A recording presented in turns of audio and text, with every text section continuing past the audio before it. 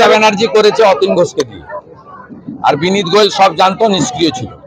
অবিলম্বে আরজিকর ক্যাম্পাস, যেহেতু ওখানে প্লেস অফ অকারেন্স, ওই জায়গা কেন্দ্রীয় নিরাপত্তা বাহিনীর নিয়ন্ত্রণে নেওয়া উচিত।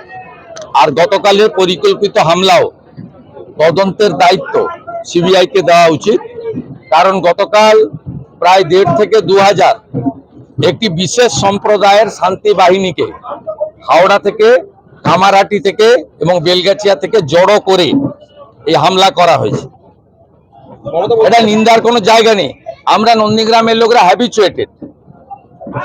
আমরা হনুমান পূজার দিন হামলা দেখেছি, আমরা জানি এরা কি করে। আমি জিতেছি বলে এখানে হিন্দু লোকগুলো বেঁচে আছে, তো সব শেষ করে দিত। 2021 দেবব্রত মাইতিকে খুন করেছে, এবারের লোকসভা ভোটেও রথিবালা আড়িকে খুন করেছে। দোষী তো উনি নিজে।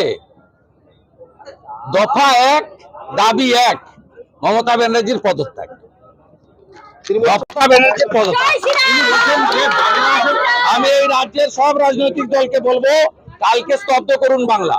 মমতা বলছে বন্ধ থেকে করুন, যেভাবে পারেন করুন, সবাই মিলে করুন, কাল স্তব্ধ করুন পশ্চিমবঙ্গ।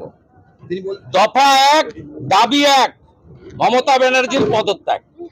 দুষ্কৃতীদের একটি গ্রুপ প্রায় 2-3 হাজার লোক প্ল্যানফুলি এই মেডিকেল কলেজের ভিতরে ঢুকে তাণ্ডব নৃত্য শুরু করে, মঞ্চ ভেঙে দেয়, মহিলাদের হোস্টেলে ঢুকে পড়ার চেষ্টা করে, লক্ষাধিক টাকার ওষুধপত্র নষ্ট করে দেয়।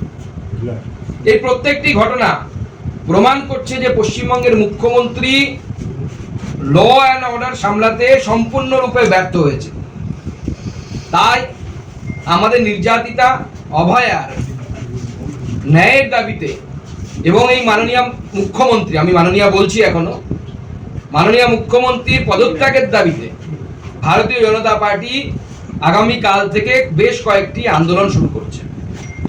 আগামীকাল 2টো থেকে প্রতি জেলায় জেলায় ভারতীয় জনতা পার্টি রাস্তা অবরোধ করবে এবং আমরা সাধারণ মানুষকে আমরা আহ্বান জানাচ্ছি 2টো থেকে 4টে এই 2 ঘন্টা আপনারাও আপনাদের কর্মস্থল, দোকান, বাজার 2 ঘন্টা প্রতীকী রূপে বন্ধ রাখুন। আমরা কাউকে জোর করবো না, আমরা কোনো বন্ধ করতে যাব না, কিন্তু আমরা মানুষকে আহ্বান জানাচ্ছি আপনারা সামাজিকভাবে এর প্রতিবাদ করুন, ঝান্ডা ছাড়া করুন, নিজের মতো করে করুন। 2টো থেকে 4টে এই 2 ঘন্টা আপনাদের ব্যবসা, দোকান, যেখানে যারা চাকরি করেন তারা পেন ডাউন করুন, সামাজিক কর্মবিরতি পালন করুন, সেই মেয়ের, আমাদের ঘরের মেয়ের ন্যায় তথা জাস্টিসের দাবিতে। আগামীকাল থেকে ভারতীয় জনতা পার্টি লাগাতার অবস্থান বিক্ষোভ করবে।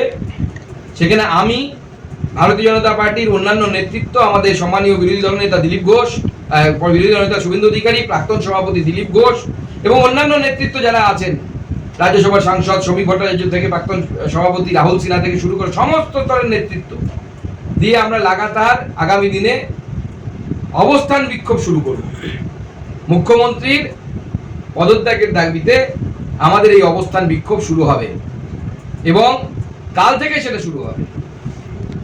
তাতেও যদি মুখ্যমন্ত্রী না টলেন বা ওনার যদি সম্বিত ফিরে না আসে, ওনার এখন মনে হচ্ছে বাংলাদেশের মতো স্থিতি করার চেষ্টা করছে বিরোধী দল, উনি নাকি ক্ষমতার লোভে লোভী নন, তাহলে তার যে অপদার্থতা, তার যে প্রশাসনের কোল্যাপস যে অবস্থা, তার দায় তাকে নিতে হবে। তার পুলিশ মিডিয়াকে দায়ী করে, বিরোধী দলকে দায়ী করে বেশি দিন টিকতে পারবে না। তাদেরকে তাদের নিজের দায়িত্ব নিতে হবে এবং দায়িত্ব নিয়ে নিজের কাজ করতে হবে অথবা পদত্যাগ করতে হবে।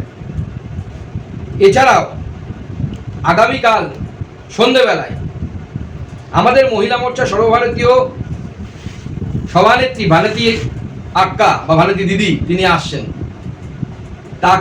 তার নেতৃত্বে আমাদের মহিলা মোর্চা হাজরা মোড় থেকে মুখ্যমন্ত্রীর বাড়ি পর্যন্ত মিছিল করবে, মোমবাতি এবং মশাল মিছিল করবে। কালকেই হবে এটা, বিকেল 4টে থেকে আমরা মুখ্যমন্ত্রীর বাড়ির অভিমুখে আমাদের মহিলা মোর্চা করবে, মহিলারা করবে এবং যথারীতি অবস্থান চলবে। মুখ্যমন্ত্রী যদি এতেও তিনি সম্বিত ফিরে না পান, আগামী দিনে প্রয়োজনে আমরা স্বাস্থ্য ভবনের ঘেরাও করব।